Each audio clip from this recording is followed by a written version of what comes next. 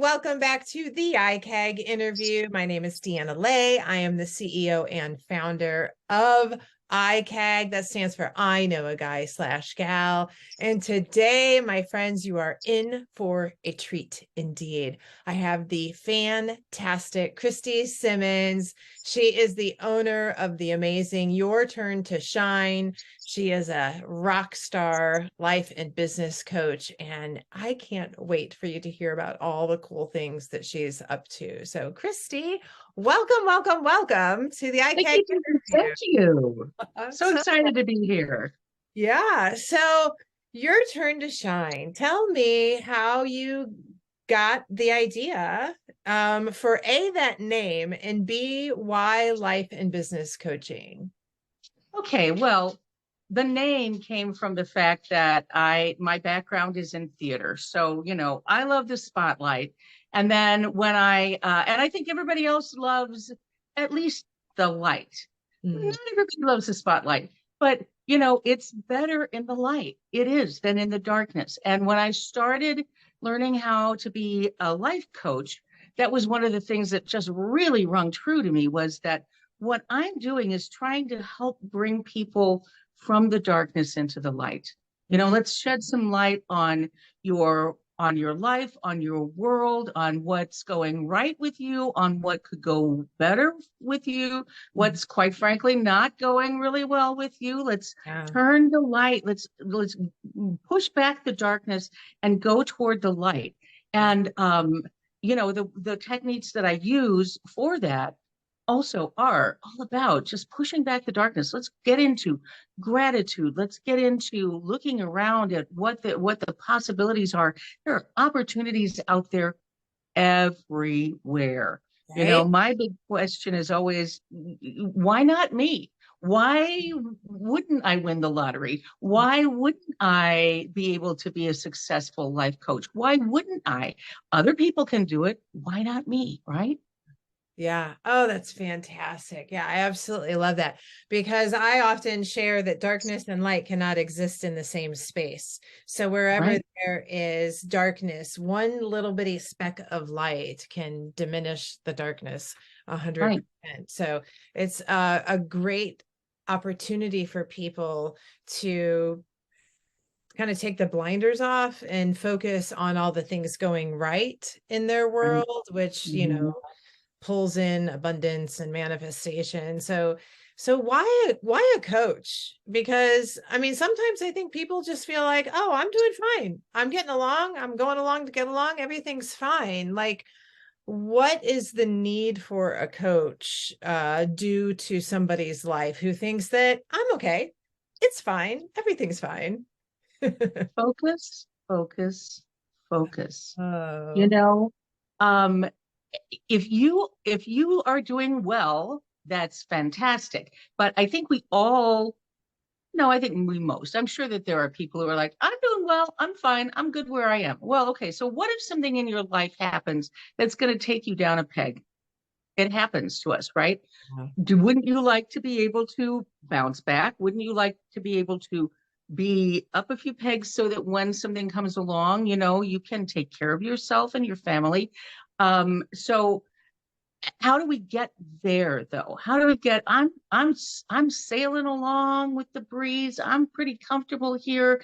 I don't know that I need to do anything else, but maybe it wouldn't be a bad idea to just keep it going further and get out of complacency. How do I get there? Or maybe I do have ambitions. Maybe I do want to get further. Maybe there are things that I'm happy, but I'm not living my true life and purpose, for example. Maybe I want to learn how to do that. Maybe I want to create more health and vibrance in my life. Maybe I want to create more abundance. Maybe I want to create something bigger. How do I do that? Focus, focus, focus. It's all about, let's see, what is your very next logical step that's possible to complete? Yeah. Figure out what it is, figure out how you need to complete it, figure out what's holding you back. And the secret is it's you. Every Right? time. Every time. It's your fear, it's your overwhelm, it's your whatever. You know, you have to make peace sometimes with those things in your past. I have had a lifelong struggle with finances, like with abundance. And Mhm. I realized on my coaching journey, you know, coaches get coached. Coaches coach with other coaches to learn new techniques. And so I had gotten my coaching certification. I was out there coaching, and then a friend of mine with a whole different approach to coaching. Like my certification is very analytical, Mhm. and then the coaching that I got from this other friend of mine, very what we call the woo-woo end of coaching, right? And there's room for both of them. And boy, when you put them together, it really works. But anyway, she was doing an online coaching thing. She said, I just need some people to volunteer to be the beta group on this. Hey, free coaching? Yeah, I'll take Hey, that. I'm there. Um, yeah, count me in.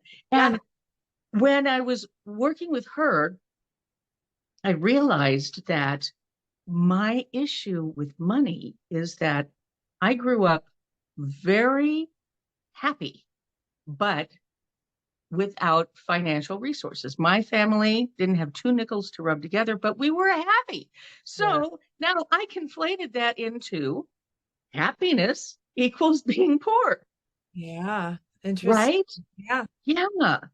And once I figured that out, that it doesn't, you know, there was like I don't know, kind of a weird moral superiority, I guess, to, you know, well, I'm poor, but I'm happy. Okay, well, why don't you try having enough and being happy? Why Mhm. don't you try not struggling over money and being happy? Why don't you try being abundant and being happy? And when I realized that the two, poor and happy, didn't have to go together, it's wonderful that they did in my life. Yeah. It's wonderful because, you know, not certainly not everyone who's poor is living a happy life, but not everyone who's poor is living an unhappy life. And that's a really big key to a lot of other parts of happiness is, well, if someone who's in poverty can be happy and grateful, why can't someone who's got abundance be happy and grateful, right? And then you look into those areas as well. We're just so complex. We Well, are and so just confined, complicated. I think, sometimes by our own thinking, like our own stories, our own, the things that we tell ourselves from our own experiences. And that's why having somebody come alongside of us who has a vested interest in helping us show up in this world as our best selves is so important, because sometimes we're so wrapped up in our own things that we have going on, we can't even see the Right, forest through the trees. So having somebody who cares about you come alongside you and be like, well, did you think about it this way? Or did you think about it this way? Like, it's so fascinating and important. So important. right. Yeah. And you know, yes, absolutely. And somebody who can point out to you, oh, so you want to get from point A where you are now to Mhm. point B, but you keep not getting there. Yeah. Then let's look at your resistance. What is the source of your resistance? Because what you resist owns you Yeah. until you tell it it doesn't. Yeah. Until you tell it, you know what? I'm stronger than you are. Enough is I'm enough. gonna I'm gonna keep tugging on you. And at some point, I sort of visualize it like somewhere I mix my metaphors on this, but I visualize it like a giant slingshot getting going down river, right? And it gets hung up on a big boulder, Mm. but the current keeps it going. So eventually, one or the other is going to give. The boulder is going to move, Yeah. or the slingshot's going to break. Well, if I decide I'm the slingshot and you are not going to break me, Mr. Boulder, I'm going to keep moving forward, no matter how scared I am, no matter how complicated it is, no matter how hard it is, I'm going to keep moving forward. And eventually, that big boulder is going to go, Yeah. and it's going to catapult me farther than the handle of the slingshot is, like twice as far, right? So if you roll over and you give in to the resistance, then it owns you. But if you say, nah, I'm in charge here. This is my life to create. This is my reality to create. I've been given all of these gifts and all of these tools Love it. to create my very best life. And I'm not going to let one big old boulder in a river hold me back. Yeah. Right. Yeah. And sometimes we just can't see it. We can't, we don't realize how strong we are as that slingshot. And we just want to focus on the boulder, and having somebody, a professional who's trained, come alongside us, I think is so absolutely fantastic and necessary, for sure. Yeah. And this is the thing, whether you're doing fantastic, you could use a coach, or whether you're down in the ditch, you could use a coach, or whether you're on a hamster wheel, you could use like there's Right. nobody that a coach like you does not work well for. So I love it so much. How Right. Yeah. about how about in your field per se? Like, are there misconceptions? Are there people that might think one thing, and that is just like the common theme that runs through, and you're here to say, no, that's not the case. Like, tell me Right. some common misconceptions maybe people Well, have. I think one of the biggest misconceptions is that coaching is just for hot messes. Okay. And not that it can't help you if you're a hot mess, because it Yeah. can. Yeah. But, as we've discussed, if you somebody who's got it together, well, okay, let's get it together. Let's take that get togetherness of you and move it forward. And I think there also are some people who believe that that coaching at the corporate level is all about executive coaching, how to move the executive, the CEO, the whatever forward. No, there's also a lot of corporate coaching that is around how do we make your team function better? How do we, or not make, help? How do we help your team function better? Well, there are a couple of keys. One is to find out what is the corporate vision. I mean, really, not just the vision of the executives, but the vision of everyone who works for you, That's important. Mr. Boss, Ms. Boss, Right. Yeah, everyone who, CEO. It's not just your ideas of how everything should be. It's everybody involved in the, yeah, I love that. right, because that's how you get buy-in, right? And if you're only going with your own ideas, then you're limiting yourself, Mr. Boss, Ms. Boss, by not listening to your employees. And if you're trying to move forward, and gosh, but this person just doesn't work well with this person, well, let's find out why. Oh gosh, they have different personality styles. They have different ways of comprehending the world. It's not that one is out against the other. That happens, but that's minor. There are insecure, mean people in every workplace. But it more often is, oh, well, let's see. I'm an extrovert. You're an introvert.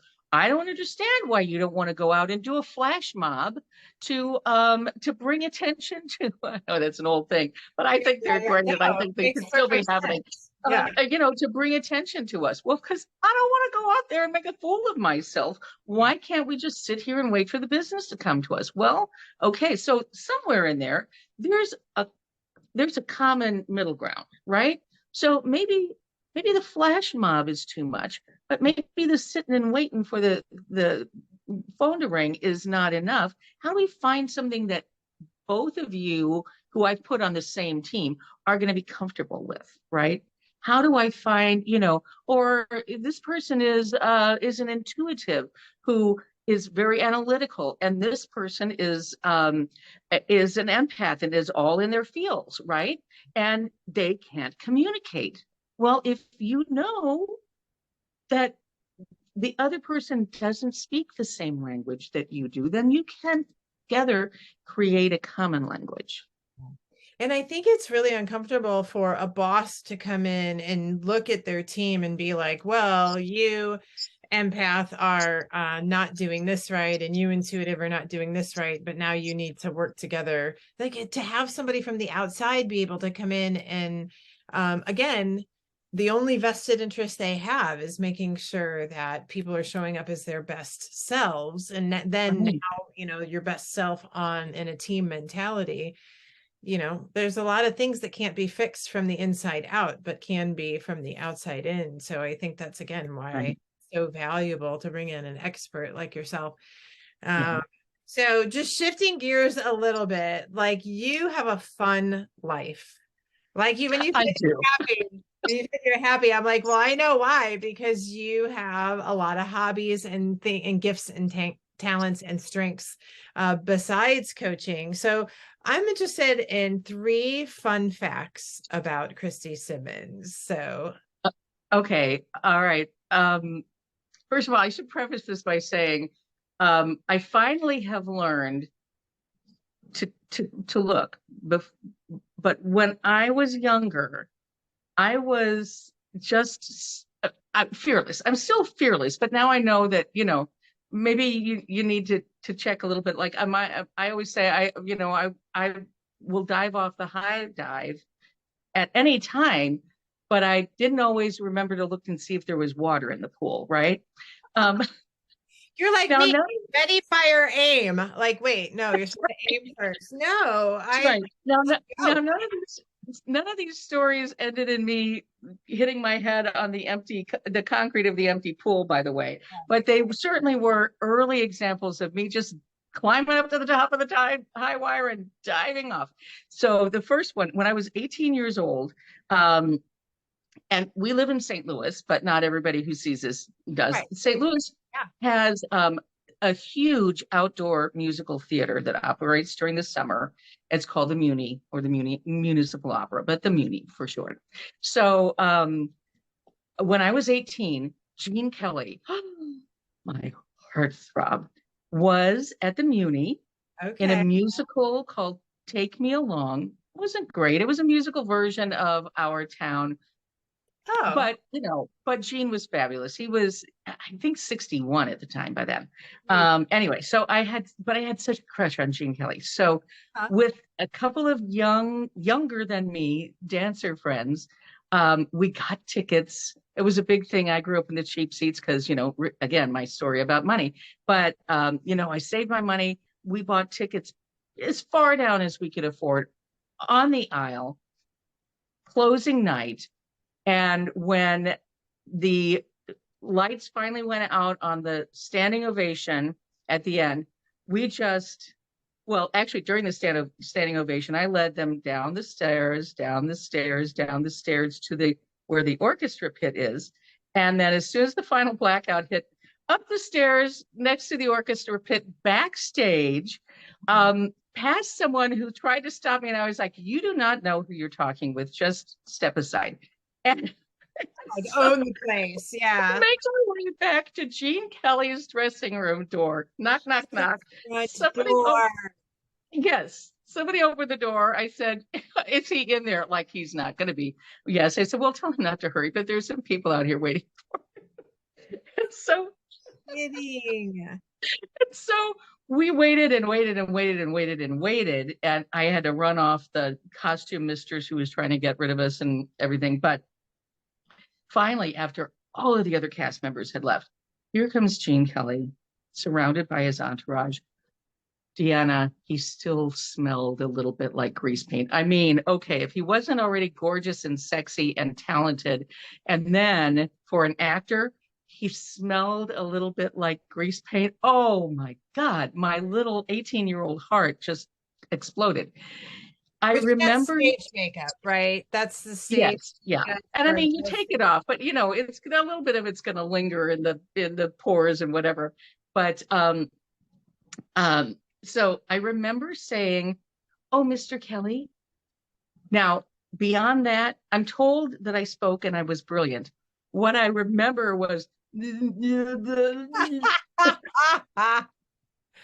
because he looked Oh, at me with those eyes. He's like, "Yes," and I'm like, oh. but the occasion was saved by one of these younger little boy dancer who now has been on Broadway and is living in Hollywood and has been in movies and TV shows and commercials and whatever. But this sweet little boy dancer who always like big blue eyes, always looked like he just ate a lollipop, and and uh, you know Gene Kelly said hello to us, but his entourage was hurrying him along because they were doing the same show in another city, and there was a charter plane waiting for them, and they're like, oh, Mr. Kelly, and he said, "Oh, kids, I'd love to talk to you, but I got to get on the plane." And my friend said, oh, and I carry my picture in your wallet and everything. Well, Kelly just stops. He said, well, how can I turn that down? And, one of the entourage like, but Mr. Kelly, the plane. And he just turned and said, oh, this is like out of a movie. right. He turned and he said, tell the plane to wait. And they all scurried off, left us alone with him. Oh. He signed autographs. He chatted with us. He walked us out to the gate. There's the gate where all of the cast exits and people go if they want to try to maybe catch a picture or an autograph or whatever. They'll go and hang out at the gate, or if they just want to see the person up close. He walked us to the gate, which is that makes us so important. And then he went to the chorus cast party, because the chorus in each city, was played by locals. So yeah. the chorus would not have had Gene Kelly at their cast party if my friend didn't have his Gene Kelly's picture in his wallet, so so it was such a great experience, and one I will never ever forget. So that's one thing, one interesting thing about me. Another one, let's see.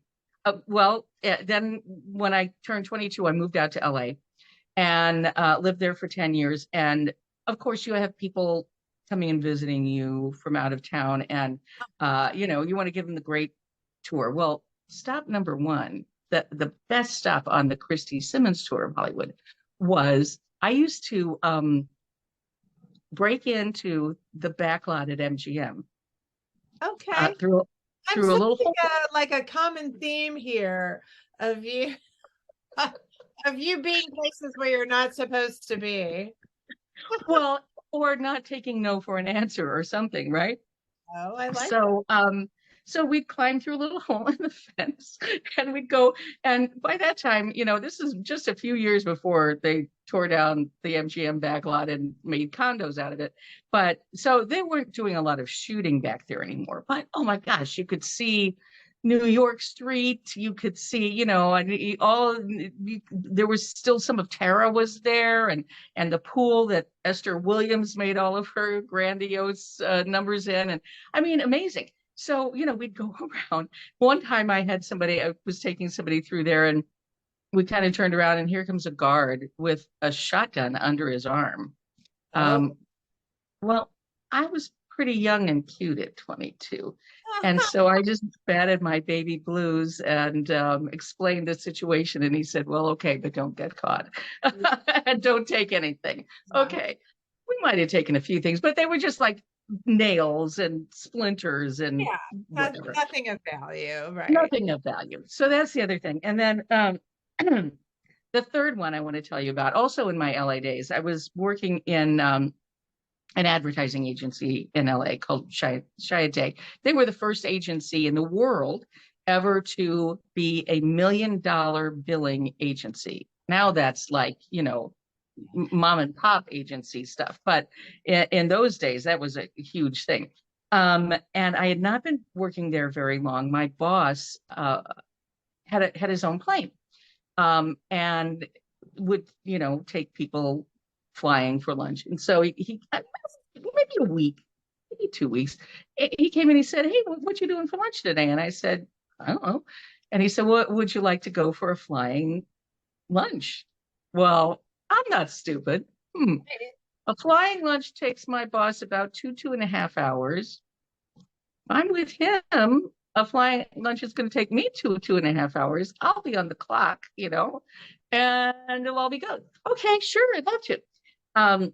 Now, I have to preface this by saying my first trip ever in an airplane, my dad, who was a musician, but also, that's his saxophone back there, but also a professional photographer, took me with him when he was doing an aerial shoot. And so we're in a 4-person Cessna. I didn't know. I'd never been in a plane. I was like 11, gosh, maybe. that's your first experience. That's funny. Right. I was maybe 11. I didn't know there was supposed to be a door on the passenger side, because there wasn't. So we get up in the plane, and the pilot, goes, and my dad goes and leans out the door of the airplane, held in only by a lap strap and a shoulder strap, and takes pictures. So that's my first. Shot, Okay, right? so Shot. now I'm in LA. I go on a flying lunch Play. with my boss, and as we were taking off, the door on my two-person Cessna, the door on my side came unlatched as we're taking off. Oops.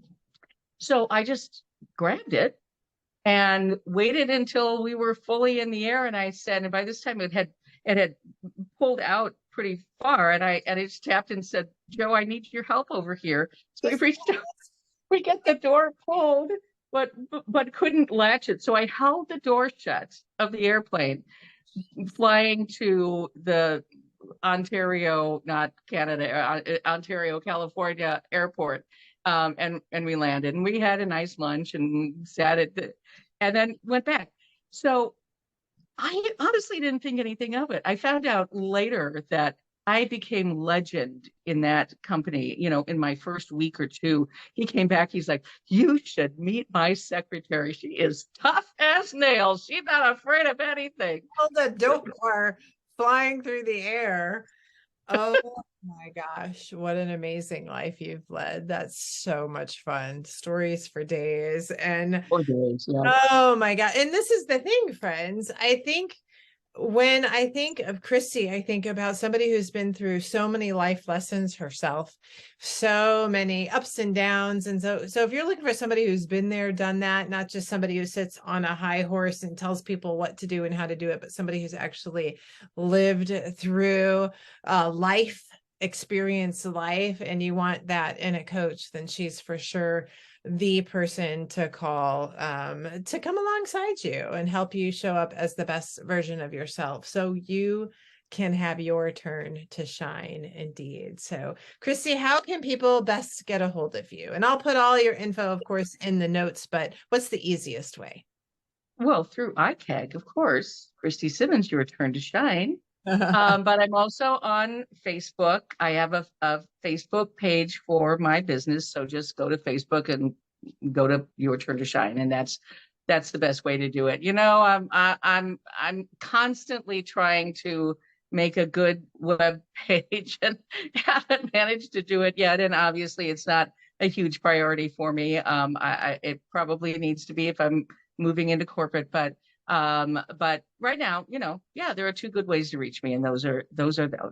Yeah, the IKAGG directory is a fantastic. I mean, that can be your webpage for all you need. But Right. of course, reach out to her on Facebook, and I'll of course put all of her information in the notes. But she's easy to get a hold of, and I'm telling you what, friends, you'll have a good time indeed. I think she is fantastic at what she does. I've experienced it firsthand myself, and I can tell you that she's very, very, very good. So if you have any questions whatsoever for Christy, reach out to her. Otherwise, Christy, thank you so much for being my guest today on the IKAGG interview. You're fantastic. You always make me smile.